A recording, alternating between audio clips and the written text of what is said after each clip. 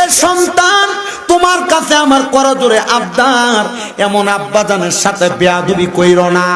সন্তান তোমার আম্মা নিজে না খায়া তোমারে খাওয়াইছে, এমন আম্মা জানের সঙ্গে বেয়াদবি করো না।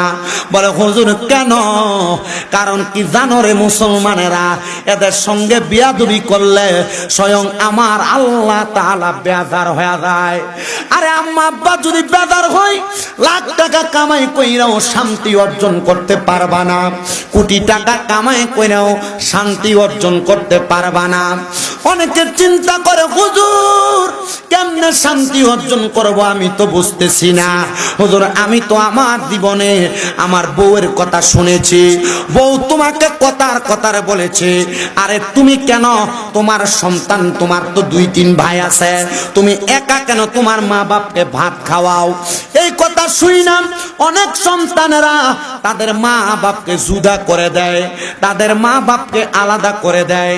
আমি তোমাদের পায়ে হাত দিয়া বলবো, এ সন্তানের দল, তুমি তোমার মা বাপকে জুদা করো না, মা বাপকে আলাদা করো না, পারলে দাও তোমার পাও আমার সামনে দাও, আমি আমার জিহ্বা লাগেয়া তোমার পাওটাকে আমি পরিষ্কার করে দিব। শুধু ওয়াদা করবা, এখান থেকে বাড়িতে যাইয়া আম্মা আব্বার পায়ের মধ্যে ধরে ধরে মাপ চাইবা। যতক্ষণ পর্যন্ত তোমার মা বাবা তোমার মাফ না করবে, ততক্ষণ পর্যন্ত মা বাবার কদম ছাড়বা না। কারণ আল্লাহর নবীর কথা, পর্দার অন্তরালের মা, তোমার বুঝি বাবা নাই, তোমার বুঝি মা নাই? এ সন্তানের দলেরা, তোমাদের বুঝি মা নাই, তোমাদের বুঝি বাবা নাই? একবার চিন্তা করে দেখো, আম্মা আব্বা কত কষ্ট করে কামাই করে খাওয়াইছে, এখন তোমার কাছে টাকার অভাব নাই, কিন্তু মা বাবার বড় অভাব। এরা কবরে কেমন আছে তুমি সন্তান জানো না। সন্তান রে, এদের জন্য বেশি বেশি করে দোয়া করবা। কিন্তু এমন অনেক সন্তান আছে, তারা তাদের মা বাবার সঙ্গে খারাপ আচরণ করে, বিয়া করার পরে মা বাপরে ভাব দেয় না। মনে রাখবেন, একটা সন্তানের মা বাবা জীবিত থাকা অবস্থায় একটা সন্তানের উপরে মা বাবার কিছু অধিকার আছে, এবং মা বাবার উপরে সন্তানের কিছু অধিকার আছে।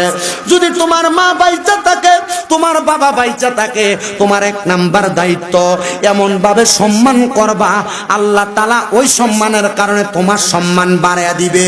তোমার মা বাবা বাইচা থাকলে এমন ভাবে আম্মা আব্বার ভরণ পোষণ দায়িত্ব পালন করবা, যেন মা বাবার মনের মধ্যে কোনো কষ্ট না যায়।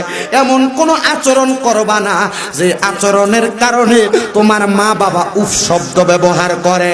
কারণ আমার আল্লাহ তাআলার কোরআনের ঘোষণা, কোন সন্তান যদি তার মার মনে বাবার মনে কষ্ট দেয়, আর তারা যদি একবার উফ শব্দ ব্যবহার করে, আল্লাহ তাআলা তাদের প্রতি নারাজ হয়ে যায়।